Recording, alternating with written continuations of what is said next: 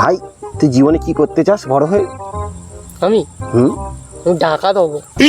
ডাকাত? ওইসব মার খেয়ে মরে যাবি। শোন, আমার বড় ইচ্ছা আছে, আমি বড় হয়ে অনেক কিছু করতে চাই। দাঁড়া, একটা ফোন এসছে। এবার ডার্লিং এর ফোন। ডার্লিং,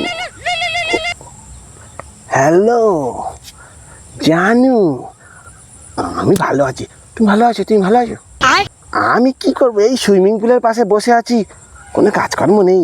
এই কুকুরগুলোকে খেতে দিচ্ছি, খেতে।